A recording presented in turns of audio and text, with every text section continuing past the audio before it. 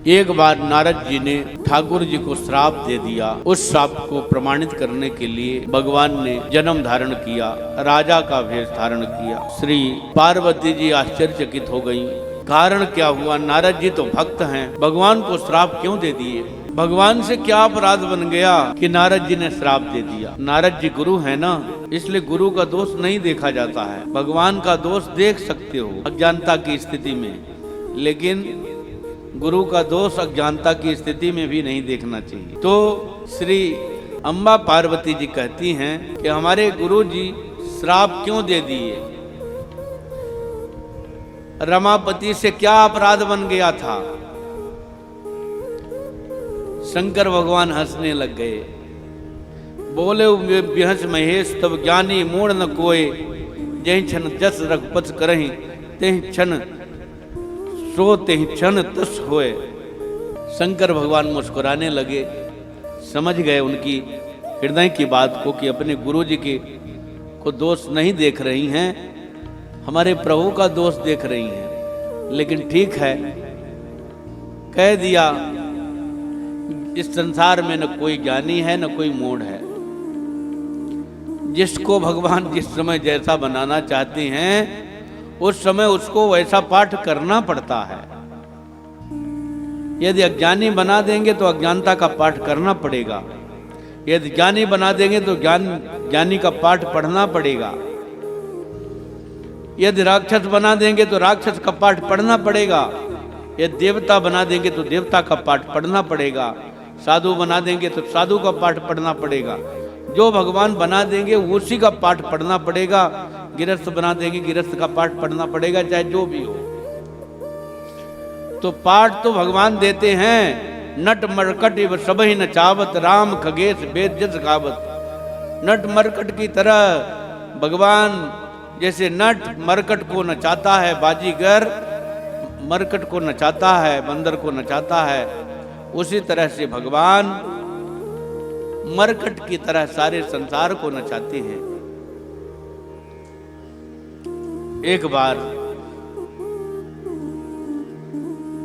की बात है, एक पावन गुफा है जहां पर श्री गंगा जी उस गुफा के किनारे से बह रही हैं। श्री नारद जी महाराज उस गुफा के पास गए। आश्रम अत्यंत पवित्र है, ऐसा देख करके श्री नारद जी महाराज जी गुफा के पास बैठ गए और तपस्या में लीन हो गए। आश्रम परम पवित्र सुहावा, देख देव ऋषि मन अति भावा। देवर्षि नारद जी के मन में अत्यंत आह्लाद हुआ और उस आश्रम के पास बैठ करके सुमिरत हरि श्राप गति बाधी, सहज विमल मन लाग समाधि। जो उनको श्राप है कि 2 घड़ी से अधिक एक जगह पर नहीं टिक सकते हो, वो श्राप हमेशा काम नहीं करेगा। भगवान के भजन में यदि मस्ती से लग जाएंगे तो श्राप सब प्रभु चक्कर हो जाता है। सुमिरत हरि श्राप गति बाधी, श्राप की गति रुक गई और सहज विमल मन लाग समाधि।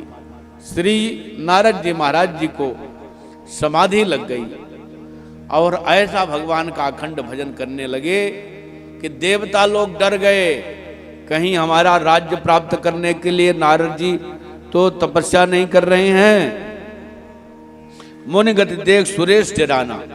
सुरेश माने इंद्र डर गया, कामदेव को बुलाया और नाना प्रकार से सम्मान किया और कहा जाओ श्री नारद जी महाराज जी की समाधि को भंग करो।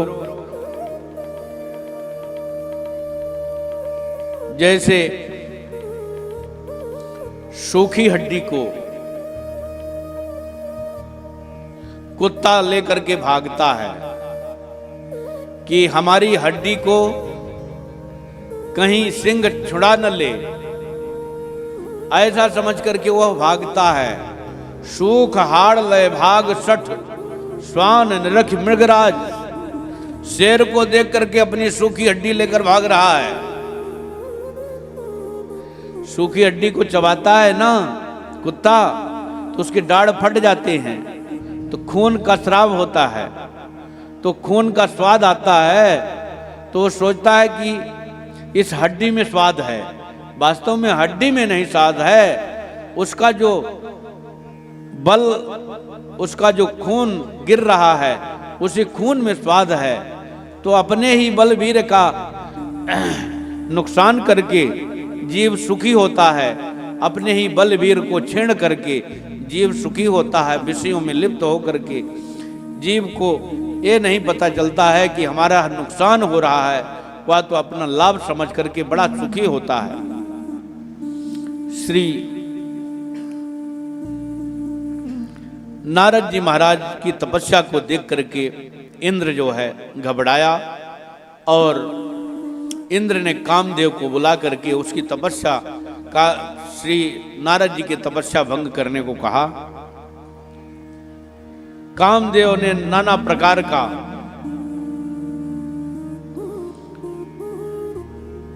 नाना प्रकार की रचना रची, लेकिन भगवान की कृपा से कामदेव की कोई भी कला श्री नारद जी महाराज जी को डिगा न सकी।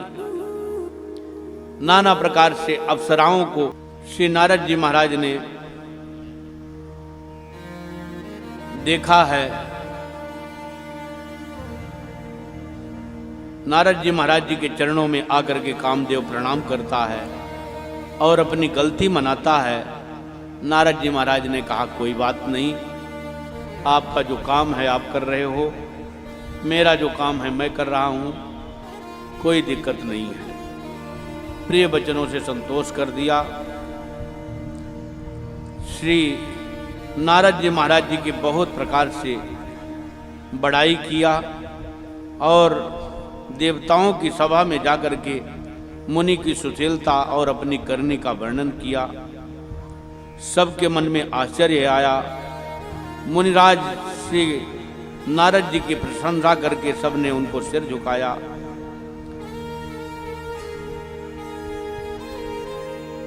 कामदेव का चरित्र। तब नारद जी महाराज शंकर जी के पास गए और शंकर जी को कामदेव का सारा चरित्र सुनाया कि कामदेव ने मुझे डिगाने के लिए नाना प्रकार से 5 बाण चलाए, लेकिन एक भी काम में उसके बाण न आए। मैं काम क्रोध को जीत लिया, मैं काम को भी जीत लिया और उसके चरण पड़ने पर मैंने उसको श्राप भी नहीं दिया, क्रोध को भी जीत लिया। श्री शंकर भगवान ने प्रिय समझ करके उन्हें शिक्षा प्रदान किया। यह जो कथा हमको सुनाए हैं, ये भगवान के पास जाकर के हरि के पास कभी नहीं सुनाना।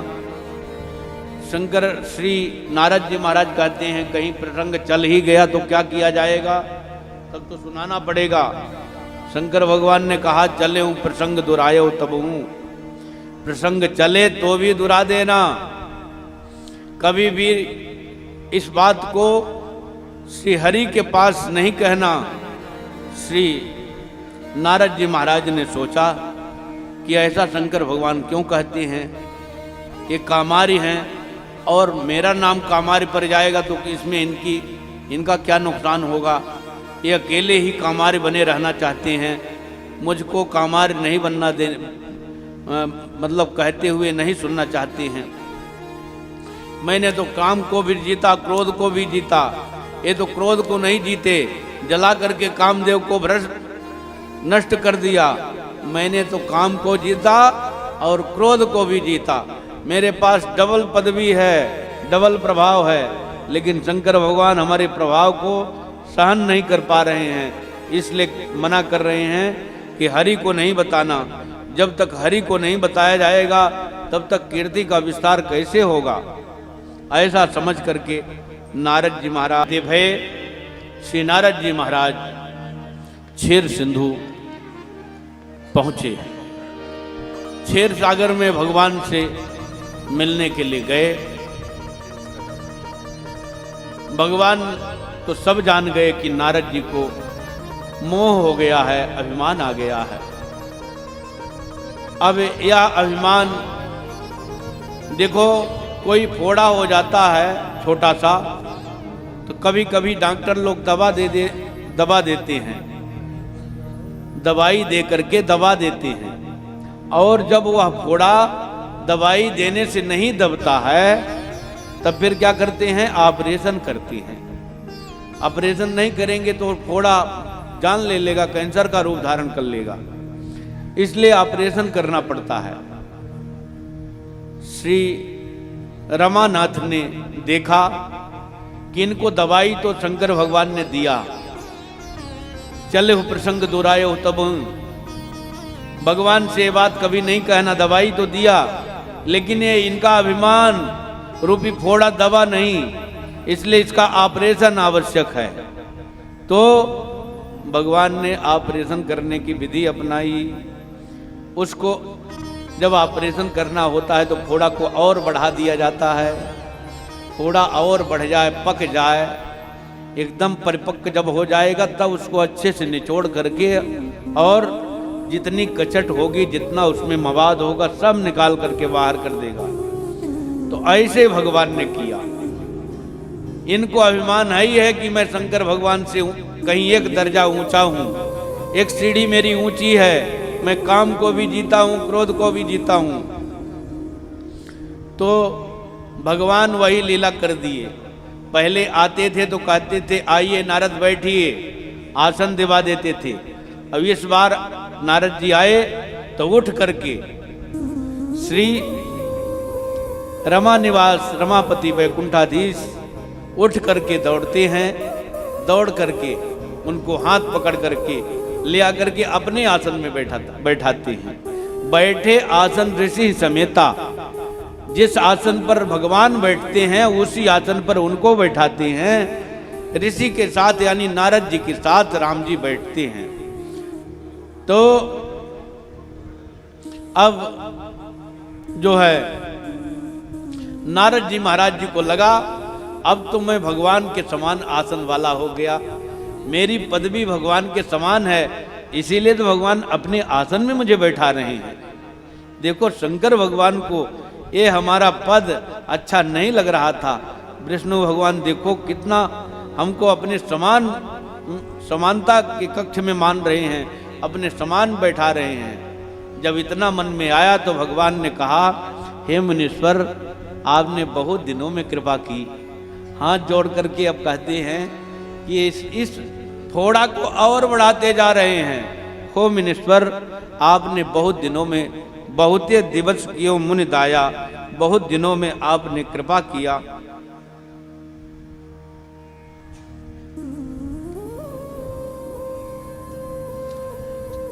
श्री नारद जी महाराज ने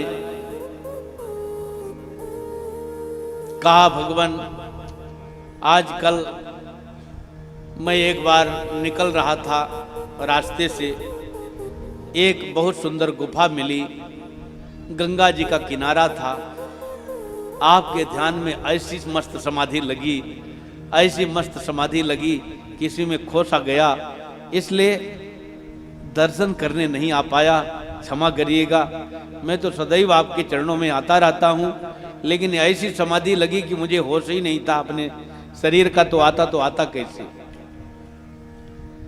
तो फिर क्या हुआ, भगवान ने पूछा। फिर कामदेव आया और मेरी समाधि को नष्ट करना चाहा, लेकिन कामदेव की कुछ भी न चल पाई। मैंने काम को जीत लिया। भगवान ने कहा, अरे आप जैसे मुनिवर, आप जैसे योगी सिद्ध का काम क्या कर सकता है? कामदेव आपका क्या कर, आपका क्या बिगाड़ सकता है? ब्रह्मचर्य रत मर्त धीरा, तुम्हें करे मनोभव पीरा। तो नारद जी अभिमान के साथ कहते हैं, हे भगवान ये तो आपकी कृपा है।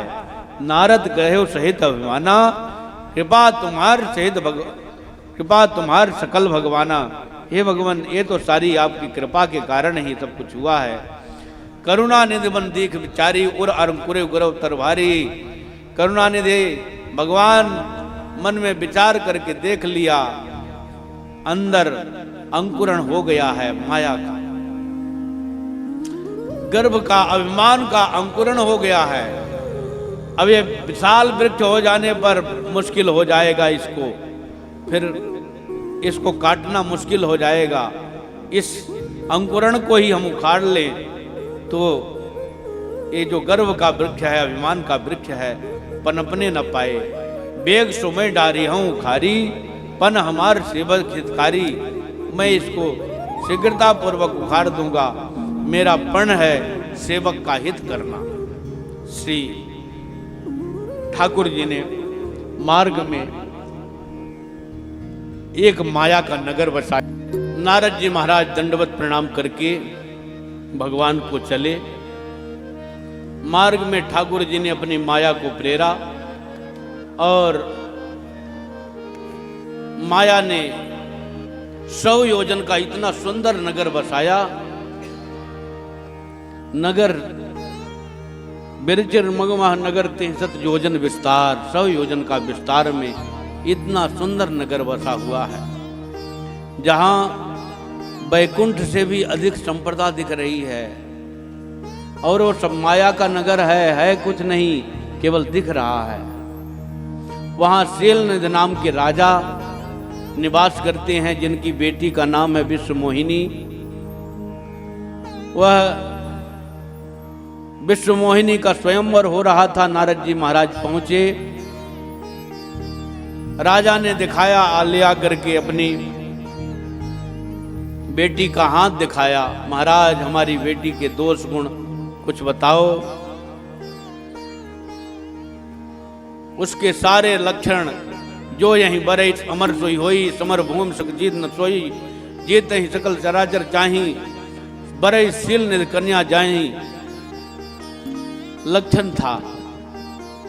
जो भी इसके साथ विवाह करेगा वह अमर हो जाएगा, उससे समरभूमि में कोई जीत न सकेगा। सारा चराचर जगत उसकी सेवा करेगा। अब ये बताओ लक्षण कितने अच्छे हैं। ये लक्षण भगवान के अतिरिक्त और किसी में हो नहीं सकते। परंतु नारद जी महाराज माया के कारण समझ न सके। माया के कारण मायापति को की लीला को न समझ कर सके। और नारद जी महाराज ने उसके जो मेन लक्षण थे उसको हृदय में रख लिया और कुछ बना करके राजा ने पूछा, महाराज आपने हस्तरेखा देखी? अरे सकल सुलक्षण कहने माही, आपकी जो पुत्री है बड़ी सुलक्षणा है, सब प्रकार से लक्षण से संपन्न है, बड़ी शुभ लक्षण से युक्त है। कह करके अब नारद जी महाराज के मन में बड़ा सोच हुआ। अब नारद जी महाराज जी के मन में लोभ आ गया। देखो काम को जीता, क्रोध को जीता, लेकिन लोभ में आकर के अटक गए। लोभ क्या हुआ? ये कन्या यदि मिल जाए तो हम अमर हो जाएंगे, चराचर जगत हमारी सेवा करेगा, हमसे समर में कोई जीत न सकेगा। ये सारा लोभ आ गया। समर भूमि सक जीत न कोई, समर भूमि में उससे कोई जीत नहीं सकता। अरे नारद जी बाबा, तो साधु सन्यासी, तुमको समर ही कहाँ करना है। लेकिन इस समय तो मति भ्रम हो गई है, माया के अधीन होकर के सोचते हैं चराचर जगत हमारी सेवा करे। चराचर जगत तो एक केवल भगवान की ही सेवा करता है, उसके अतिरिक्त कोई भी दूसरा नहीं है जिसकी चराचर जगत सेवा करे। तो विचार करके उनको विचार कर लेना चाहिए कि ये तो भगवान की ही प्रिया हो सकती हैं, लेकिन नहीं समझ पाए। और नहीं समझ पाए तो दौड़ पड़े हैं। नारद जी महाराज सोचते हैं कि यही अवसर चाहिए परम शोभा परम अनूप, जो विलोक रीझ है कुमरी तो माले डारे उर्म जयमाल। यही अवसर चाहिए परम शोभा रूप विशाल, जय बिलोक रिझे कुंवर तब मेले जयमाल। इस समय तो बहुत बड़ा रूप चाहिए, ऐसा रूप चाहिए कि उस रूप को देख करके राजकन्या मोहित हो जाए और हमारे ऊपर जयमाला डाल दे। लेकिन हमारा इतना रूप सुंदर है नहीं कि हमें जयमाला डाल देगी। तो नारद जी महाराज जो है, नारद जी महाराज सोचते हैं मेरे हरि के समान हित करने वाला दूसरा कोई नहीं है। देखो हम लोग संसारी प्राणी माया में भटके हुए हैं, लेकिन माया में भटके हुए भी यदि मेरे हृदय में विश्वास हो जाए कि मेरा हित ऐसी भगवान के समान कोई नहीं है, तो भगवान हमें बचा लेंगे और इस संसार सागर से पार कर देंगे। श्री नारद जी महाराज माया में भटक गए, लेकिन उस समय भी उनके हृदय में एक परम विश्वास था कि मेरे हरि के समान हित करने वाला कोई नहीं है। उस समय भी इतनी बुद्धि भ्रमित होने के बाद भी, माया में आक्रांत होने के बाद भी ऐसा कहते हैं, मोरे हित हरि सम नहीं कोई, यही अवसर सहाय सो होई। तो भगवान प्रकट हो जाते हैं और कहते हैं, कहिए नारद आपको क्या जरूरत आ गई। नारद जी ने सारा वृत्तांत बताया कि एक शीलनिधि नाम के राजा हैं इस शहर में, उनकी एक कन्या है विश्व मोहिनी। उसके हमने हाथ को देखा, चराचर जगत उसकी सेवा करेगा, जिसके साथ उसका ब्याह होगा अमर हो जाएगा, समर में कोई जीत न सकेगा। इतने सुंदर सुंदर लक्षण है, यदि आप अपना रूप मुझे दे दें तो वह कन्या मुझे प्राप्त हो जाएगी, तो मेरा फिर सारे संसार में डंका बज जाएगा। माया के अधीन श्री नारद जी महाराज समझ को खो बैठे थे और स्पष्ट बात करते हुए भी उस बात को समझ न पाए। भगवान स्पष्ट कह दिए कि हम नहीं दे सकते, अपना रूप आपको नहीं दे सकते, स्पष्ट कर दिया। जैसे कोई ज्वर से पीड़ित है और वो छाछ मांगता है, इमली की चटनी मांगता है, मट्ठा मांगता है, तो जो जिसको ज्वर नहीं है वो समझता है कि इसके लिए नुकसानदायक है, तो नहीं देगा उसको। खांसी आती है तो खटाई मांगता है, तो खटाई नहीं देगा, खटाई खाएगा तो और खांसी आएगी।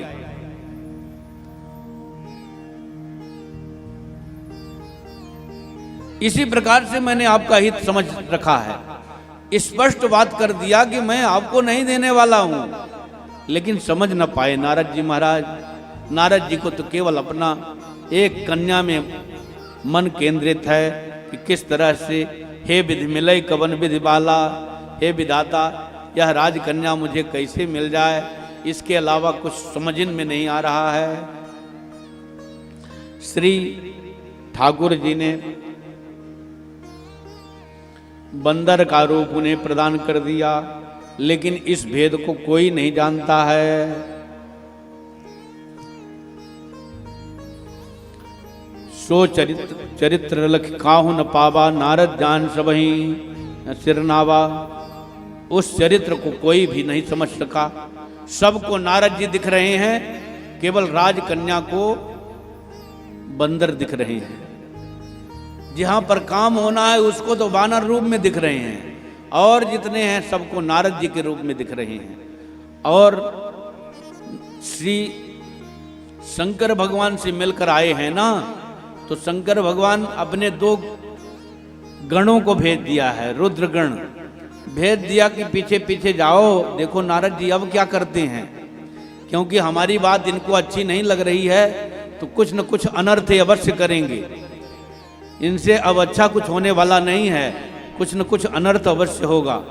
तो श्री शंकर भगवान ने दो गणों को भेजा है, वो भी जान रहे हैं, उनको भी रहे तहां दुई रुद्रगण तेजा नहीं सब भेव, विप्रवेश देखत बिनई ब्रह्म कौतुकी तो देव। श्री राजकन्या ने माला लेकर के निकली है। सब राजाओं का दर्शन करते हुए राजकन्या फेरा दे रही है। श्री नारद जी महाराज जिस दिशा में बैठे हुए थे उस दिशा में वह भूल करके भी नहीं निहारा, बल्कि नारद को देख करके परम क्रोधित हो गई। बार बार उकसते हैं, अकुलाते हैं नारद जी महाराज, लेकिन वह कन्या भूल करके भी नारद जी की तरफ दृष्टिपात नहीं किया। श्री हरि स्वयं राजा का रूप बना करके आए और उस समाज में जहां बैठे, देखते ही राजकन्या मोहित हो गई और भगवान के गले में सुंदर जयमाला धारण करा दिया। दुल्हन लई गए लक्ष्य निवासा, जब समाज सब भय उदासा। दुल्हन को लेकर के लक्ष्मी निवास चले गए।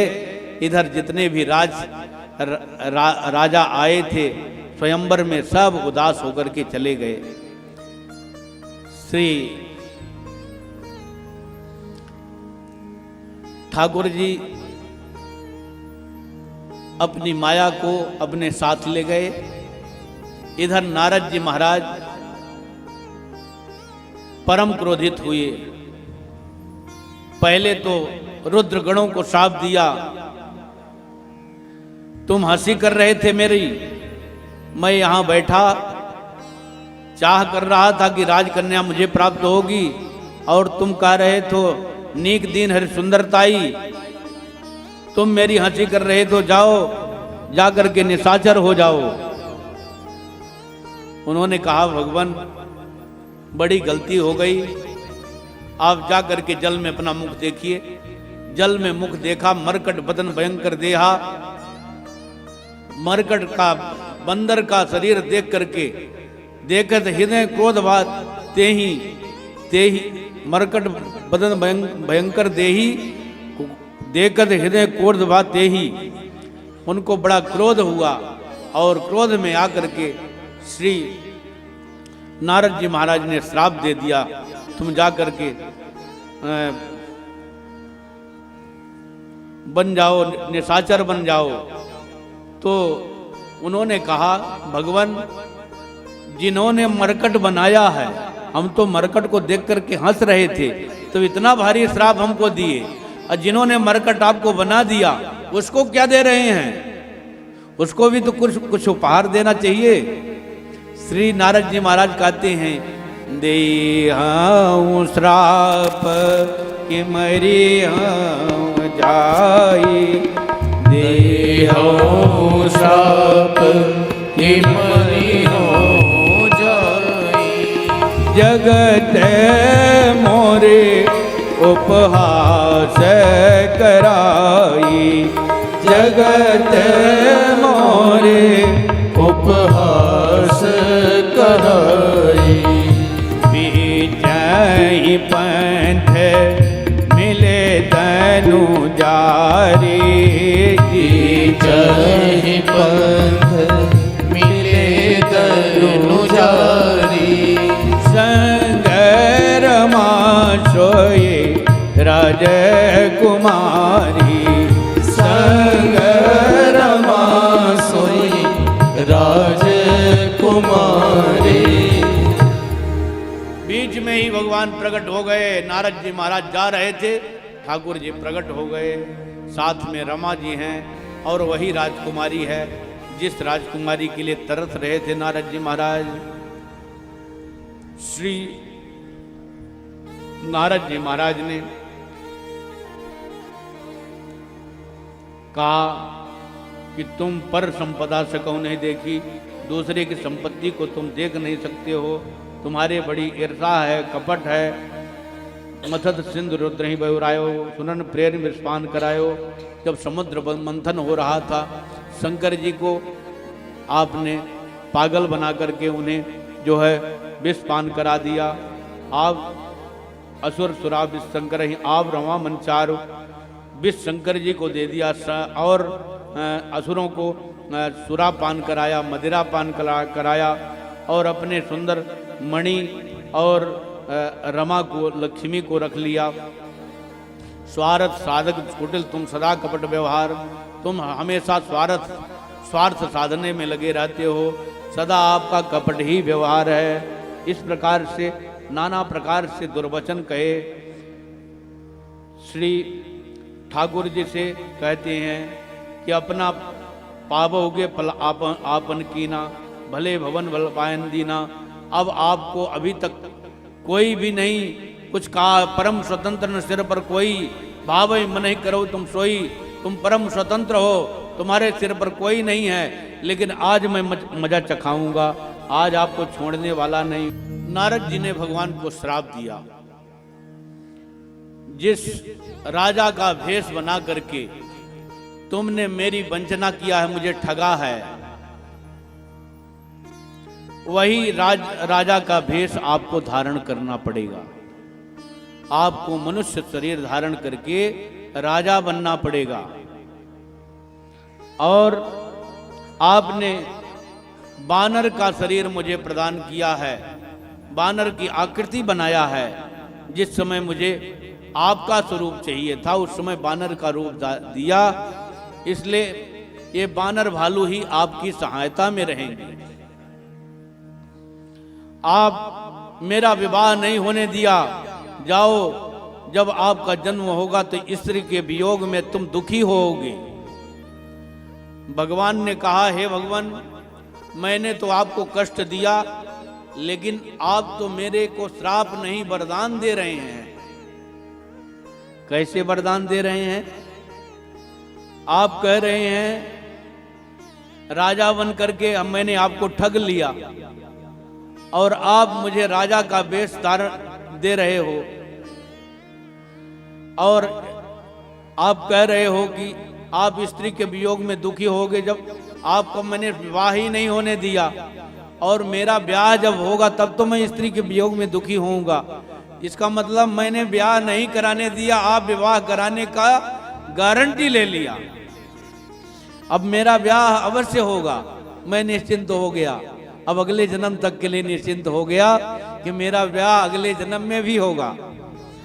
और आपने कहा कि बंदर का वेश बना करके मैंने आपका ब्याह नहीं होने दिया, और आप कह रहे हैं कि बंदर लोग आपकी सहायता करेंगे। यहाँ पर तो बंदर आपका असहयोग कर दिया, लेकिन वहाँ पर बंदर मेरे सहयोगी होंगे। आप तो मुझे वरदान दे रहे हैं, श्राप नहीं दे रहे हैं। श्राप को शीश में धर करके अपने सिर में रख लिया। हे प्रभु, ये सारा श्राप मैं अपने सिर में धारण करता हूँ, अब आप प्रसन्न हो जाए। और प्रभु बहु विनती कीन, निज माया की प्रबलता करस कृपा निलीन। श्राप को सिर में धारण करके अपनी माया की प्रबलता को खींच लिया, और भगवान ने जब माया दूर किया तो नहीं तहाँ रमा न राजकुमारी, वो न रमा थी न राजकुमारी थी। अब नारद जी महाराज त्राहि त्राहि करके भगवान के चरणों में पड़ गए।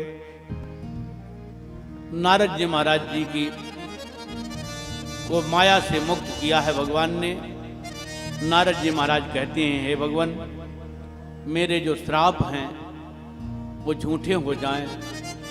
भगवान ने कहा, मेरी इच्छा से ही आपने श्राप दिया है, मुझे कोई श्राप नहीं दे सकता है और न कोई मुझे वरदान दे सकता है।